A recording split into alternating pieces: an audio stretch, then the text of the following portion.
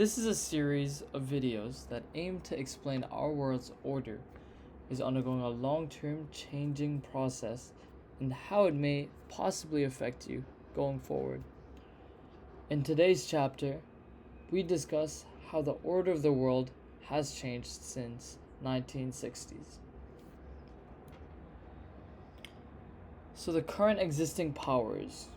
Since 1960s, after the World War II, the world's economic, politics, military, and media powers are dominated by G7 countries, with the US being its leader. At one point, it controlled up to 70% of world GDP, a measurement of economic activities. The G7 countries decide on economic and political rules, and the world follows. Naturally, the rules benefited those who designed them.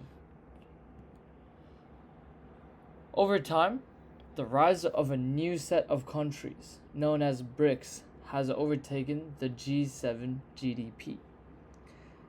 The chart on the left shows G7's share of world GDP, in blue, has been declining over time. On the other hand, BRICS countries' share of world's GDP, in red, is on the rise, overtaking G7 in 2023. In addition, the diagram on the right shows the BRICS countries are expected to grow at a much faster pace than G7 in the future. So what is BRICS? It is a similar organization to G7 that includes big countries like Brazil, Russia, India, China, and South Africa.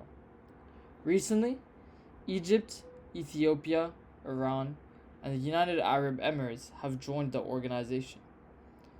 This is important as big countries like Russia and the UAE are important players in gas and oil exports respectively.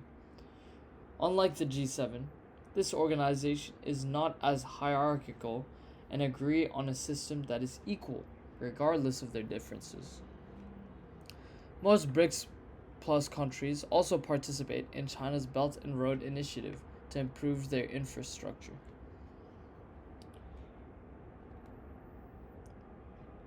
This diagram shows the US was the main trading partner for most of the countries in the world in 1960, with Britain, Germany, France being the secondary hub for their respective sphere of influence. This diagram shows the transition from the US to China as their main trading partner from 2001 to 2018. The blue signifies that the US was their main trading partner, and the red signifies that China was their main trading partner. Have a watch.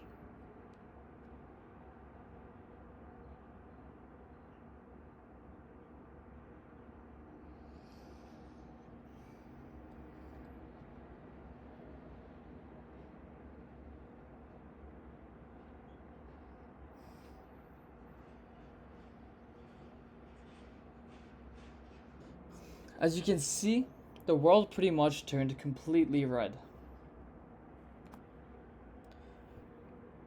Now, in 2021, China has become the main trading partner of all these countries. Asia has also become the world's largest economic and trading region, with China and India projected to be the largest consumer markets in 2030. The boxes in red show the Asian markets, and the boxes in blue show the European markets. China's trade has continued to grow, as in 1990, China's main exports were apparel, toys, and footwear. But now, as of 2023, the main exports are broadcasting equipment, circuits, and computers, showing the clear evolution of Chinese trade. BRICS are also very important in trade, with China being the lead exporter of goods globally, and BRICS, including the new members, produce about 44% of the world's crude oil. In the next chapter, we'll be discussing how BRICS is trying to de-dollarize.